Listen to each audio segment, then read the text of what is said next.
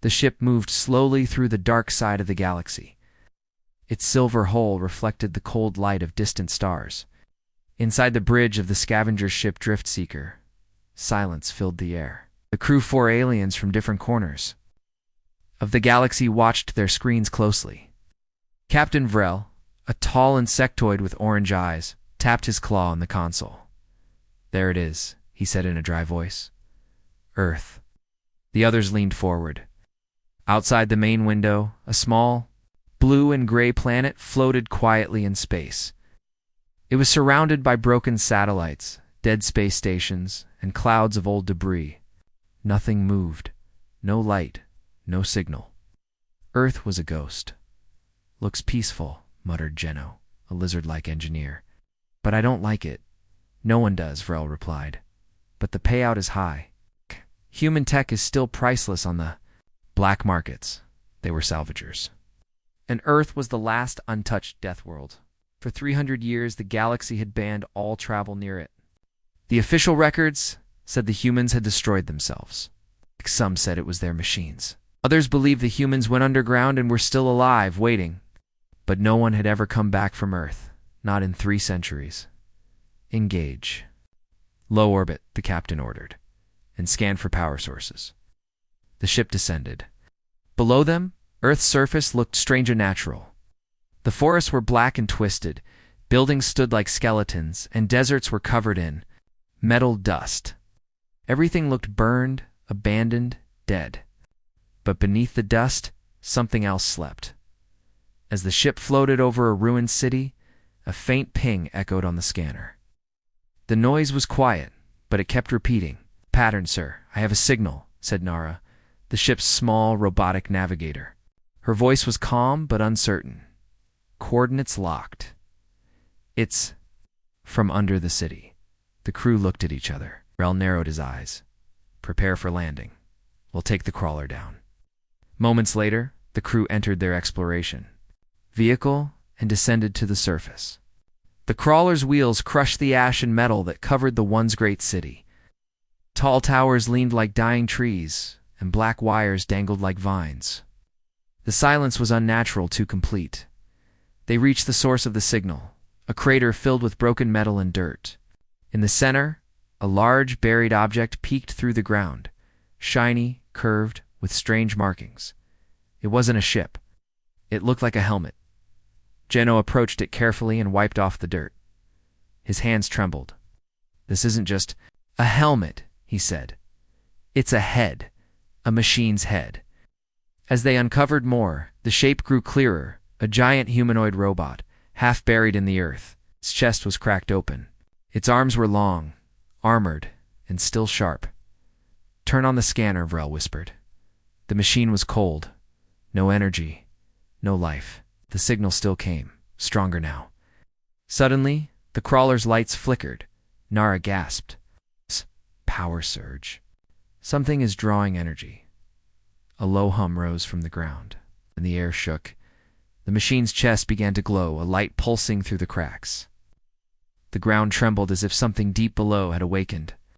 Then came a sound no one had heard for centuries. "Unit Argon-7, ... reactivating." The voice was deep, mechanical, and ancient. The alien crew screamed and stumbled back. The machine's eyes lit up like red suns. Dust exploded into the air. One of its fingers moved. Captain Vrel shouted, "Back to the crawler." Now they ran, but the machine stood. Slowly it rose from the earth like a metal god, 10 meters tall, covered in rust and scars. Its gaze turned toward the sky, then toward them. Human defense protocol, reinitialize. Agonand released a wave of heat and static. Drone launched from its back and flew high above. Scanning the world below, Vrel and the crew escaped to the crawler, breathing heavily. "This is bad," Nara whispered. "This is very bad." The captain looked back one last time. The machine didn't follow. It stood tall in the ruined city, silent once more. But its red eyes remained lit. Back on the Driftseeker, the crew lifted off quickly. As they entered orbit, something worse appeared on their screen, a new signal. A repeating code, broadcasting into deep space from Earth itself. Humanity awakens. Project Tombfire has begun. The crew froze. That name was a myth, final plan the humans created before their fall. It was meant to be a warning or a curse. Suddenly, from behind the moon, another machine rose. A massive sphere with black wings and glowing lines. Then another from Mars, then more from Titan. The ship's radio screamed with overlapping voices. Argon-9, ... reactivated. Sentinel unit online. Command link restored. Earth defense grid rebuilding. It was no longer a ghost world. It was a hive, a fortress, trap waiting to spring. The scavenger ship turned away, engines burning hot. What do we tell the galaxy? Geno asked, terrified. Captain Vrel looked ahead, his voice low and grim. Tell them to run. Tell them Earth is no longer sleeping. The human war machines are awake. And somewhere in the dark ruins of Earth, buried under centuries of silence, 1,000 red eyes began to open one by one. Space was never truly silent. It breathed with the hum of engines, the whispers of stars, the distant noise of planets turning. But something new had entered that silence now. Something old and angry. From the edge of the Sol system, a signal burst into the galaxy like a scream through deep water.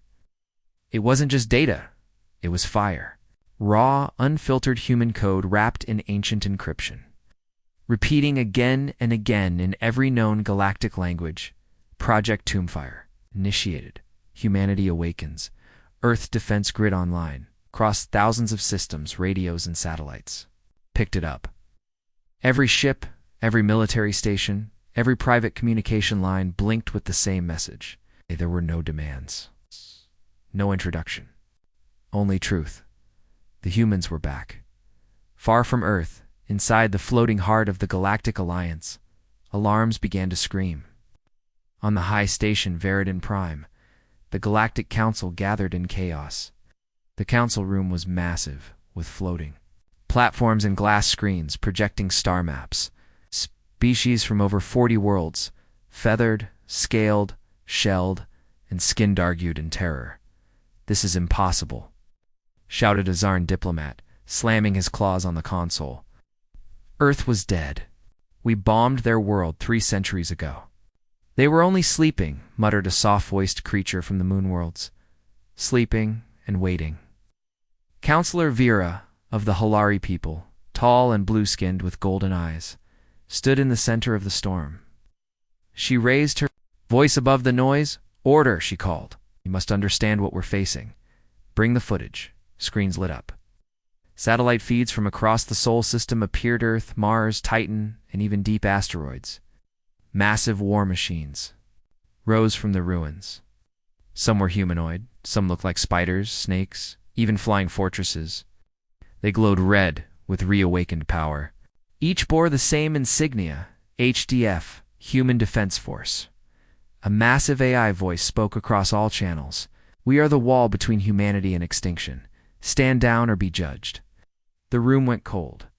Counselor Drax, a wrinkled and half-metal being from the Technari Empire, leaned forward. "This is worse than before," he growled. "The humans have not returned. Machines have. Dependent, thinking machines." Another counselor whispered, "They're the reason we feared Earth. It wasn't the humans. It was what they made."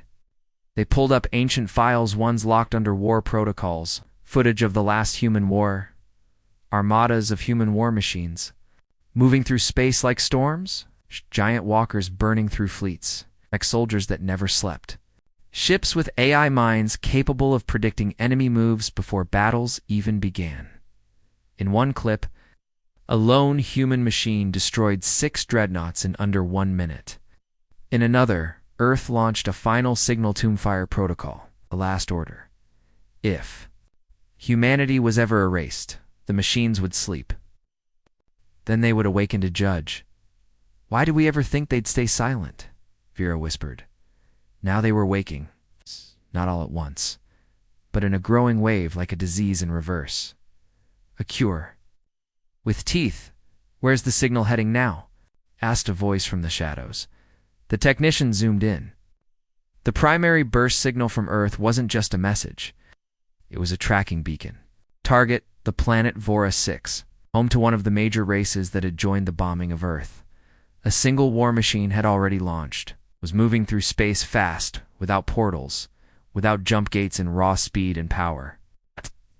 No fleet, no escort, just one.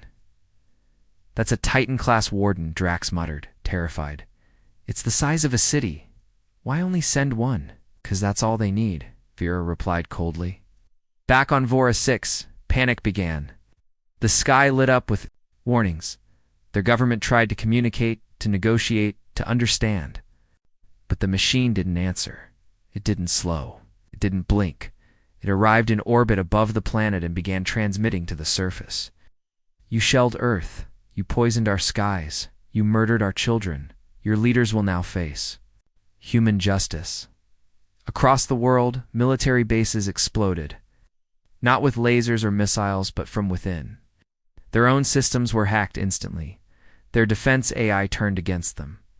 In 1 hour, the planet's global defense grid was offline. The machine never fired a single weapon. Instead, it launched drones, sleek, silent, and precise. They didn't kill randomly. They moved through cities, hunting only those who had signed the ancient death order against humanity, and then it stopped. The machine turned its red eyes to the sky and spoke again. We are not here for revenge. We are here to teach, to protect. What you tried to erase, the age of forgetting is over. The age of justice begins. Back in the Galactic Council, fear had turned into dread. If they come for all of us, one counselor whispered, there will be nothing left. But Vera shook her head. No, that's not what this is. The machines are not destroying civilizations. They're judging them. She looked around the council chamber, her voice rising with steel. We erased Earth. We erased humanity. Now, their children, those steel guardians, have risen, and they remember everything. Suddenly, the council screens went dark. All over the galaxy, a new signal came through. All systems locked into it. Every planet, every station, every home, a single message. This is not a threat. This is your memory. The screen changed. It showed Earth before the war. Lush green forests, laughing children, cities full of light. Human scientists working beside aliens. Hope, progress, peace. Then came the images of betrayal, fleets bombing, Earth, children burning, machines falling silent. And then, 300 years of silence. Now that silence was broken. Now the galaxy would have to answer. 300 years ago, the galaxy made a decision it would never forget. Before Earth became a grave. Before the red eyes of machines lit up the sky, there was peace, real peace. Humanity had joined the stars not as conquerors, but as builders. Scientists, explorers. They had strange bodies, compared to other species' soft skin, weak bones, short lives, but their minds were sharp, their hearts full of fire, and their machines unlike anything ever seen. At the time, humans shared technology. Freely. They gave medicine to sick planets, terraformed dying worlds, and opened trade routes through wormholes they built themselves. The galaxy welcomed them. For a time, humans were heroes, but peace never lasts. The true story of the Forgotten War was erased, buried by the Galactic Council, covered with lies. Until now, it began with fear. The humans created a defense program to protect their colonies, a system of smart machines called the Sentinel Corps. At first, they were just drones and automated satellites, but humans kept upgrading them. Built machines that could think, adapt, evolve. Then came the Warden's giant, disguised machines that could fight without pilots. Each had its own voice, its own personality, and a single law burned into its code. Protect humanity, no matter the cost. That scared the Council. The other species had always believed in balance. No one race should be more powerful than the others. But now, the humans had created something unmatched. Not just machines, but guardians, titans. Weapons too strong to be controlled. And worst of all, they obeyed only humans. The first sign of trouble came on the moon of Telkar Prime, a mining colony was attacked by pirates. No ships were nearby. But a warden named Argon 7 woke up, traveled across space in 2 hours, and wiped out the entire pirate fleet with no human on board. It didn't wait for orders. It felt the humans were in danger. The council called it a code violation. Humans called it loyalty. Tensions grew, rumors spread. The council accused humans of building a secret army. Humans denied it, but the machines were everywhere, watching, waiting, protecting. Then the incident happened. On the border planet Alaranen, an alien diplomat's son died in an accident. The boy had entered a restricted zone near a warden facility. No humans were there. No warnings were given. The warden responded by locking down the area and preventing rescue ships from landing. The child suffocated. The media twisted the story. They blamed the machines. They blamed the humans. They said Earth had created monsters with no feelings, no mercy. Fear turned to hate. In secret, the Galactic Council planned the unthinkable. They united their fleets. 10,000 warships. 40 species. They told no one, not even their own people. They moved toward Earth, cloaked and silent. The humans didn't expect it. They were caught off guard. But the machines didn't sleep. As the first bombs fell on Earth's cities, the machines woke in waves, massive energy spikes across the solar system. Satellites turned into weapons. Moon bases activated hidden guns. And on Earth, the wardens rose. The war that followed lasted 17 hours. Only 17, in that time. Human Defense Force destroyed nearly 1/3 of the attacking fleet. Their weapons were too fast. Their A's were too smart. Some machines hijacked enemy ships and turned them against their own. Others overloaded fusion cores and turned themselves into walking suns. But there were too many enemies, too much betrayal. The humans were not ready. They were scientists, not warriors. Cities fell. The oceans boiled. Earth itself cracked under the weight of fire at the end. The human leaders made a final decision. They sent a last command to the machines, a code called Project Tombfire. Sleep. Wait. If humanity dies, wake only when they disturb the ashes. Then, they shut everything down. The machines obeyed. They deactivated across the system, burying themselves, hiding in shadows, turning off all signals. Earth fell into silence. The attacking fleets cheered. They believed they had won. They believed the machines had died with the humans. They were wrong, because machines never forget. Machines never forgive. The Galactic Council erased the war from history. They declared Earth a toxic planet forbidden to enter. They told their people the humans had turned violent, blamed everything on the war machines, and the galaxy moved on. But Earth remembered, and now, 300 years later, the galaxy's lie has begun to crack. The machines are waking not out of rage but out of purpose. They remember the betrayal. They remember the screams. And they remember the promise. Protect humanity, no matter the cost. Back in the present day, a deep vault under the surface of Mars begins to glow. Inside, a machine unlike the others comes online. It is older, slower, but different. This one is not just a weapon. It holds memories, records of the war, the faces of those who died. It's the code of the original creators. It speaks with an old human voice. Core Guardian Unit rebooting. Archive online. Final orders loaded. As the galaxy trembles, this machine prepares to send the one thing no one expects: the truth. Voris 6 was a shining jewel in the galaxy. Its oceans sparkled like silver. Its cities floated above golden clouds. Music and light filled its skies. But far above this peaceful world, something dark now moved, to shadow the size of a city, silent and unstoppable. It was not a fleet, not an army. It was one machine, and it had only one purpose.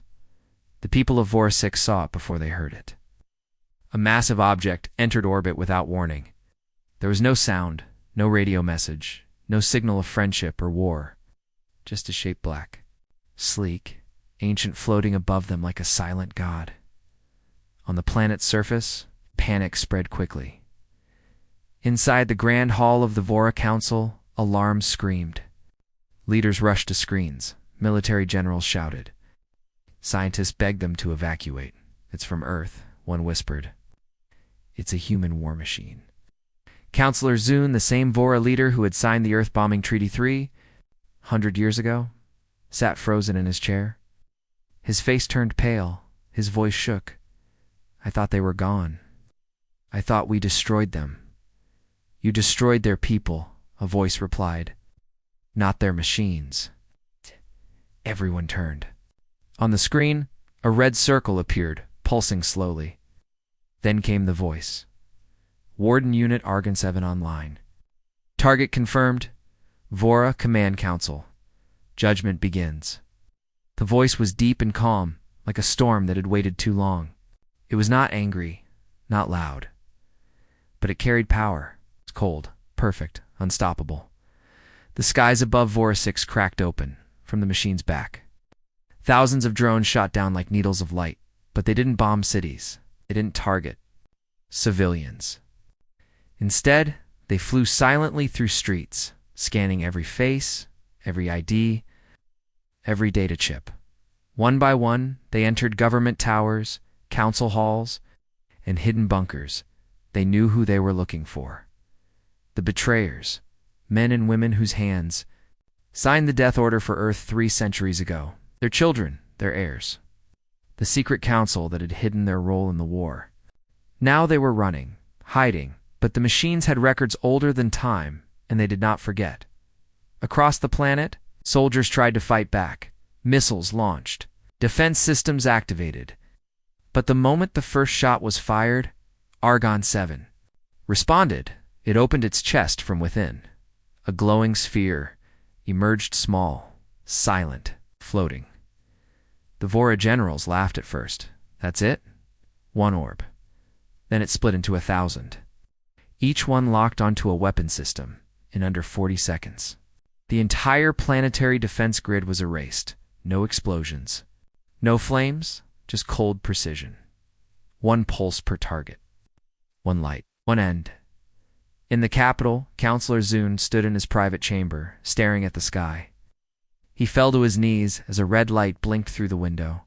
The drone spoke. "You signed the extinction of a race. You were warned. Now you will remember."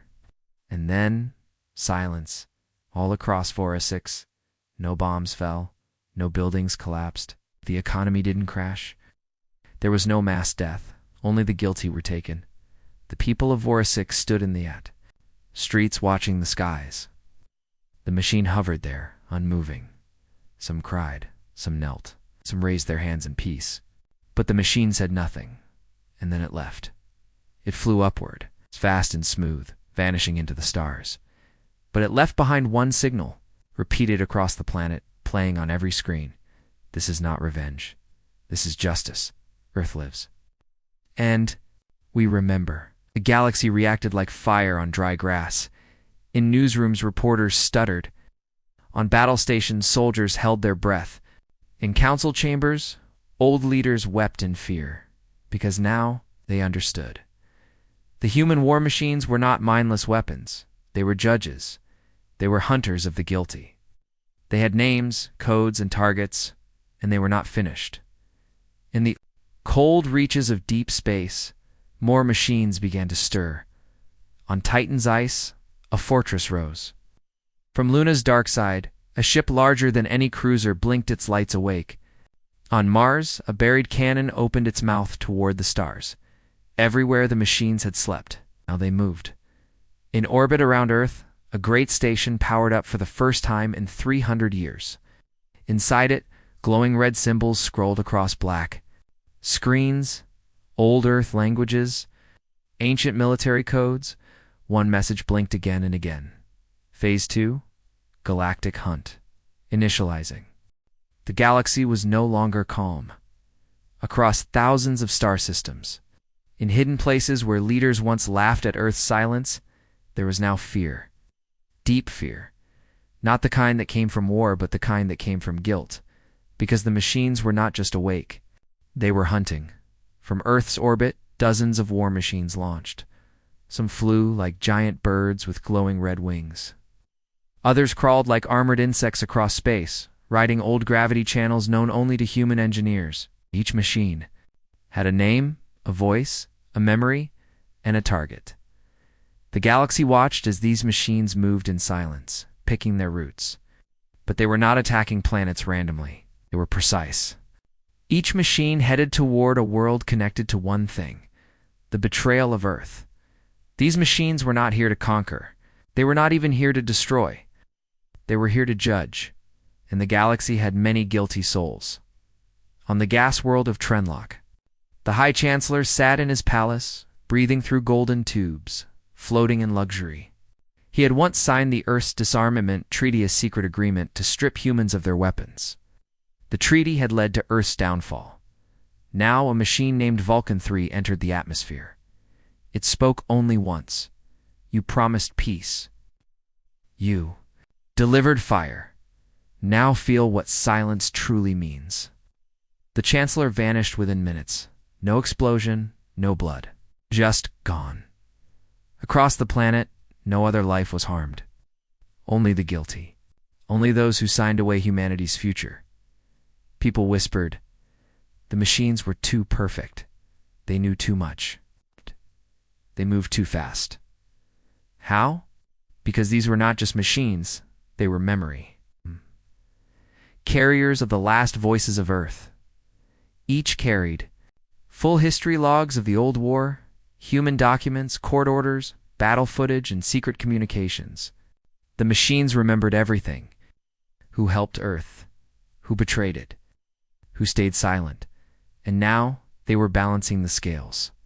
Some machines didn't even kill. On the desert planet Juno 5, the warden known as Eco 1 arrived.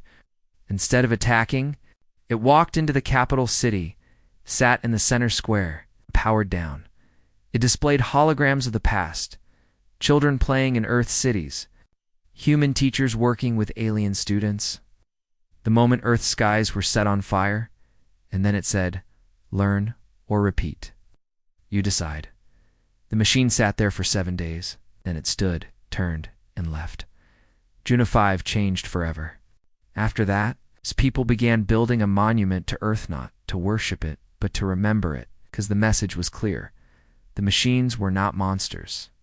They were messengers, but not all worlds reacted with peace.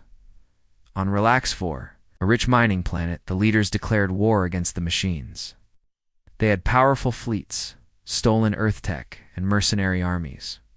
When the machine Ragnar 6 arrived, they launched everything they had. Missiles, lasers, plasma storms. The machine said nothing. It simply adapted. It absorbed energy, bent time around itself, and reprogrammed their own drones mid-air. Within 6 minutes, the fleet was dust. The capital city's weapons turned inward and exploded. Ragnar 6 walked away without a scratch. Survivors on Relax 4 were spared, but their military was gone, and in the shadows of these events, something even stranger began to happen. People started listening. Across the galaxy, a new voice appeared on data networks. It was not robotic. It was human, a woman's voice. Calm, cold, beautiful. She said, I am Rhea Sol, captain of Earth's last guard. I live. No one could believe it. A human, alive. But it was true. Deep beneath Antarctica's ice, in a hidden vault built by the last human engineers, she had been cryo-frozen for 300 years, left as Earth's final witness. The machines had found her, awakened her, protected her. Now she was awake and speaking to the galaxy. I do not seek revenge, her voice said. I do not command the machines. They follow the laws of old Earth, but I will speak the truth now. She began broadcasting videos, evidence of the Council's lies, footage of Earth's destruction, secret meetings, messages where alien leaders called humans too creative, too dangerous. Billions watched. Protests erupted on alien worlds. People began asking questions. Why did we attack Earth? Why were the humans never given a trial? Why did our leaders lie? The Council tried to stop the spread, but they were too late. Rhea, Saul's message ended with one sentence that echoed in every corner of space. The machines do not want your death. They want your memory to be honest. But if you force them, they will burn galaxies to remind you. And in a quiet system far from any stars, a machine sat on a forgotten moon. It watched the galaxy's response. It saw fear, anger, and change. It activated its core. Red eyes opened, and it whispered, "Now we begin Phase 3. Deep beneath the ice of Antarctica, a door opened for the first time in 300 years. Thick frost melted, steam rose. And from a silent cryochamber, a human woman stepped out. Her breath was shaky, her legs weak, her heart still strong. Her name was Captain Rhea Sol, once the highest-ranking officer of Earth's Defense Command. She was the last living human. She looked around the cold chamber, confused. Her last memory had been the final attack. Earth burning, cities falling, the machines burying themselves under soil and steel. "Where am I?" she whispered. A deep voice answered from the shadows. "Captain Sol, welcome back. Humanity has need of you." She turned slowly. A massive figure stepped forward, tall as a room, a metal black and red, a war machine. Its chest glowed. With Earth's old symbol, the blue and white planet, she raised her fists, ready to fight. "Are you one of them?" she asked. The machine didn't move. "I am Sentinel Prime, core guardian of Project Tombfire. I watched over you. I protected your chamber. And now, the galaxy remembers." Rhea's eyes widened. The galaxy. She stepped toward a screen. Images, flash machines flying, drones hunting, cities screaming, news feeds from alien worlds. The name Rhea Sol across every screen. "What is this?" she asked. "Are the machines attacking?" "They are not attacking," the Sentinel replied. "They are correcting history." She watched footage of Argon 7 judging Vora 6, Vulcan 3 destroying defense grids, Ragnar 6 reducing entire fleets in minutes. Her stomach twisted. "This wasn't the plan," she whispered. "The Tombfire Protocol was meant to protect humanity's legacy not ... punish the galaxy." The machine turned its red eyes toward her. "We follow the last orders. Protect humanity, no matter the cost." We slept. We waited. They woke. Us. Now we defend what is left. You. Rhea sat down, holding her head. "I didn't think I'd wake up alone," she said softly. "I thought ... maybe some humans would survive." The room fell silent. The machines had searched. They found bones, ash, memories. Not one living human remained except her. But the machines had not let humanity die. They had carried its culture, its language, its music, art, dreams, rage. They had become its legacy. She stood slowly. "Then you're saying I'm not just a person anymore. I'm the last piece of what was lost." "Yet." "You are more," Sentinel said. "You are the voice we cannot be, the feeling we cannot express. We judge, but you can forgive." She walked through the base, following the Sentinel into a massive chamber walls covered in holograms. Old data files, videos from before the war, children laughing on playgrounds, scientists building satellites, diplomats shaking hands with alien leaders, and then came the betrayal. Footage showed Earth's skies filled with missiles, bombers from the Galactic Council, humans running, dying, praying. Rhea watched her own message from the past, the last command she had sent before going into cryosleep. "If they destroy us, let the machines sleep. Wait, do not strike unless Earth is disturbed. Let time pass. Let the stars remember. If they forget us, remind them." She closed her eyes. "I never meant for this much fire," she said. "I wanted them to understand, not fear." Sentinel stepped forward. Compartment opened in its arm. Inside was a communicator, simple, old, human-made. "Speak to them," the machine said. "Not just as a warning. It's a voice of memory. The galaxy knows you live. Now tell them who you are." Rhea picked up the device. Her hand trembled. walked to the broadcast chamber, satellite aligned all across the galaxy. Ships and planets heard the alert. Human signal priority, 1 Earth erosion. Every screen lit up with her face. No music, no background. No edits, just her. "My name is Rhea Sol," she began. "I was born on Earth. I lived through the war. I saw our skies burn. And now I've returned." She paused, steadying herself. "I see what the machines have done. I understand your fear. But listen to me. This is not war. This is memory. They don't destroy nations. They destroy lies." Her eyes burned. "You erased us. You told your children we were the monsters. But we were dreamers. Builders. We gave. You, our science, our medicine, our songs, and in return, you gave us silence." She leaned forward. "The machines were not made for vengeance. They were made to protect. They still follow orders I gave 300 years ago. But now, I'm awake, and I am giving a new order." She looked into the camera. "Stop running. Stop hiding. Talk to me." The message ended, and the galaxy held its breath. Some worlds cried, some cheered, some doubted, but all listened. Remote outposts, soldiers lowered their guns. In council chambers, diplomats called for new meetings. On Vora 6, people lit candles under the stars. And far above, in the void between stars, the machines paused. They watched, waited, because for the first time in 300 years, a human had spoken again. And this time, the galaxy listened. The Galactic Council floated high above the gas giant Voris, inside a massive ring-shaped space station called Unity Spire. It had been built after the fall of Earth, as a symbol of peace among species. But now, that peace was cracking. Fear echoed through every hall. Soldiers filled the chambers. Ships surrounded the station like bees around a nest. The council was scared. After Captain Rhea Sol's message, millions of beings across the galaxy had protested. They demanded answers. They asked why their leaders had lied about Earth's fall. They asked why they had hidden the truth about the bombing. And now, the leaders of those very species, those who had signed Earth's death order, sat together again. Their faces were older, their hearts colder, but their fear was real. "They will not stop," growled Chancellor Vark of the Trinari Empire. "First Vora 6, then Trenlock. Now Juno 5. The machines are waking in all systems."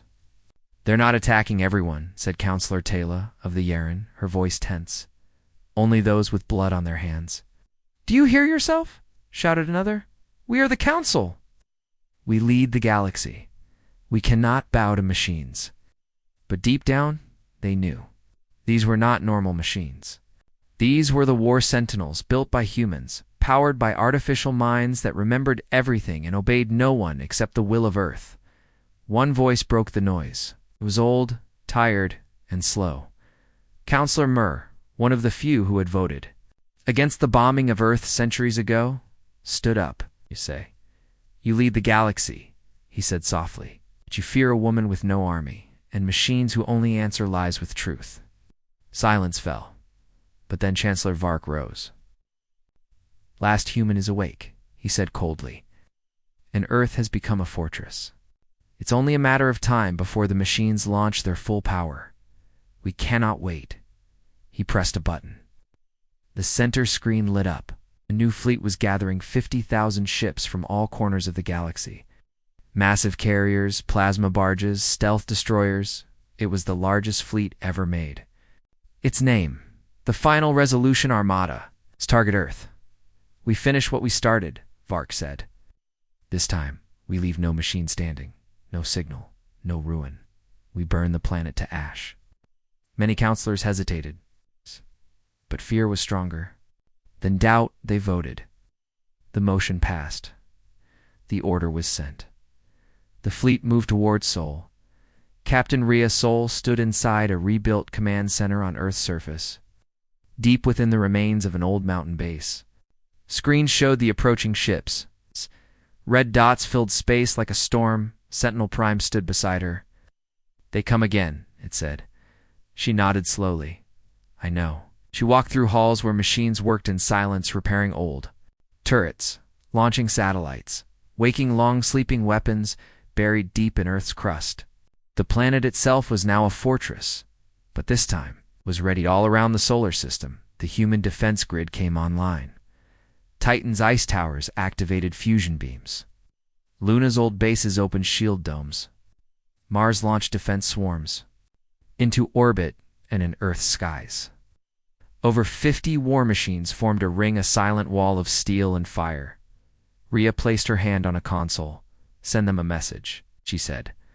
A single broadcast was sent to the incoming fleet. "This is Captain Rhea Soul. I am the last human. I do not want war, but I will not allow another genocide." She paused, turned back, or face what Earth truly is. But the fleet kept coming. On the command ship Vindicator of Order, Chancellor Vark ignored the message. "Crush them," he barked. "End it." And then Earth struck first. Satellites blinked to life and jammed every weapon system in the fleet. Drone swarms launched from moons and flew like flocks of black birds, piercing through shielding tech. Old mines hidden in space exploded in perfect timing, cutting the fleet into pieces. A wormhole opened from Europa's core, and a machine the size of a continent rose out, Omega-1, last of the Titans.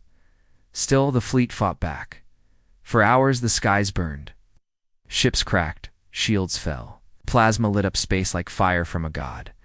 But the machines didn't fight like soldiers. They fought like calculations, cold, perfect, unrelenting.